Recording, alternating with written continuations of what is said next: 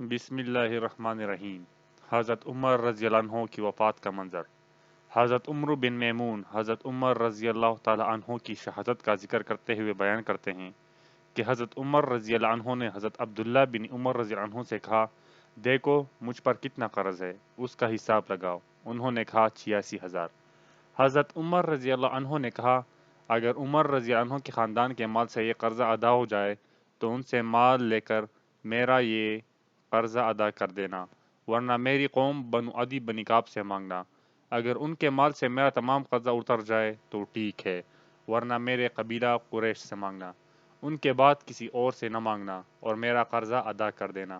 اور ام المؤمنین حضرت عائشہ صدیقہ رضی اللہ تعالیٰ عنہ کی خدمت میں جا کر سلام کرو اور ان سے کہو، عمر بن خطاب اپنے ساتھیوں حضور صلی اللہ علیہ وسلم اور حضرت ابوبکر صدیق رضی اللہ عنہ کے ساتھ حجرہ مبارک میں دفن ہونے کی اجازت مانگ رہے ہیں۔ عمر بن خطاب کہنا اور اس کے ساتھ امیر المؤمنین نہ کہنا، کیونکہ میں آج امیر المؤمنین نہیں ہوں۔ چنانچہ حضرت عبداللہ بن عمر رضی اللہ تعالی عنہ حضرت عائشہ صدیقہ رضی اللہ تعالی عنہ کی خدمت میں گئے تو دیکھا کہ وہ بیٹی رو رہی ہیں۔ سلام کر کے ان کی خدمت میں عرض کیا کہ عمر بن خطاب اپنے دونوں ساتھیوں کے ساتھ دفن ہونے کی اجازت چاہتے ہیں۔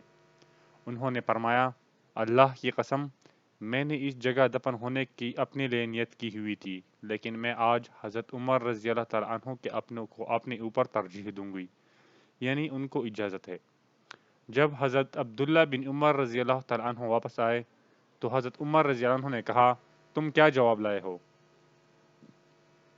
حضرت عبداللہ رضی اللہ تعالیٰ عنہ نے کہا، انہوں نے آپ کو اجازت دے دی ہے۔ حضرت عمر رضی اللہ تعالیٰ عنہ نے فرمایا، اس وقت میرے نزدیک اس کام سے زیادہ ضروری کوئی چیز نہیں ہے۔ پھر فرمایا، جب میں مر جاؤں تم میرے جنازے کو اٹھا کر حضرت عائشہ صدیقہ رضی اللہ تعالیٰ عنہ کے دروازے کے سامنے لے جانا، پھر ان سے دوبارہ اجازت طلب کرنا اور یوں کہنا کہ عمر بن خطاب حجرہ میں دفن ہونے کی اجازت مانگ رہے ہیں، اور اگر اجازت دے دیں تو مجھے اندر لے جانا اور اس حجرے میں دفن کر دینا، اور اگر اجازت نہ دیں تو مجھے واپس کر کے مسلمانوں کے عام قبرستان میں دفن کر دینا۔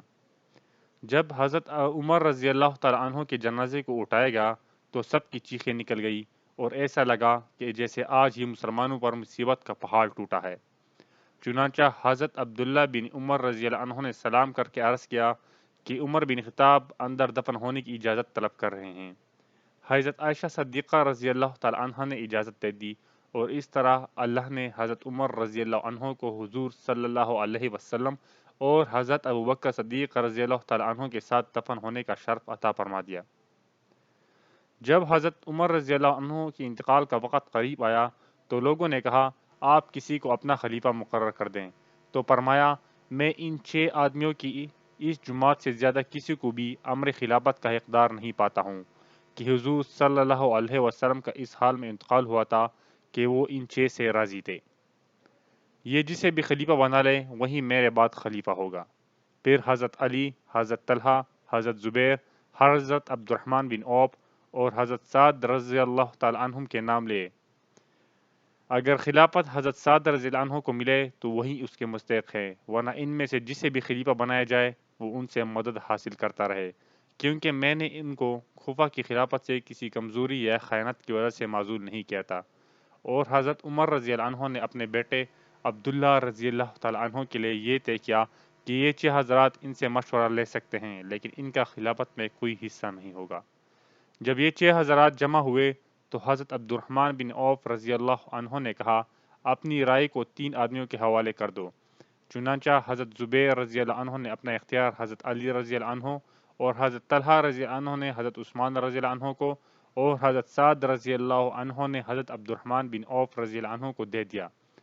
جب ان تینوں کو اختیار مل گیا تو ان تینوں نے اکٹھے ہو کر مشورہ کیا اور حضرت عبد الرحمن نے کہا، کیا تم اس بات پر راضی ہو کہ یہ فیصلہ میرے حوالے کر دو، اور میں اللہ سے اس بات کا عہد کرتا ہوں کہ تم میں سے سب سے افضل آدمی کی اور مسلمانوں کے سب سے زیادہ مفید شخص کی تلاش میں کمی نہیں کروں گا۔ دونوں حضرات نے کہا، ہم دونوں تیار ہیں۔ پھر حضرت عبد الرحمن رضی اللہ عنہ نے حضرت علی رضی اللہ عنہ سے تنہائی میں بات کی اور کہا کہ آپ کو حضور صلی اللہ علیہ وسلم سے رشتہ داری بھی حاصل ہے اور اسلام میں سبقت بھی۔ میں تمہیں اللہ کی قسم دے کر پوچھتا ہوں کہ اگر آپ کو خلیفہ بنا دیا جائے تو کیا آپ انصاف کریں گے؟ اور اگر میں حضرت عثمان رضی اللہ عنہ کو خلیفہ بنا دوں تو کیا آپ ان کی بات سنیں گے اور مانیں گے؟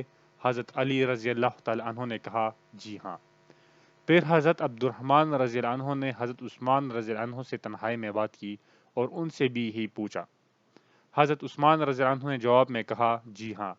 پھر حضرت عبد الرحمن رضی اللہ عنہ نے حضرت عثمان رضی اللہ عنہ سے کہا اے عثمان رضی اللہ عنہ، آپ اپنا ہاتھ بڑھائیں۔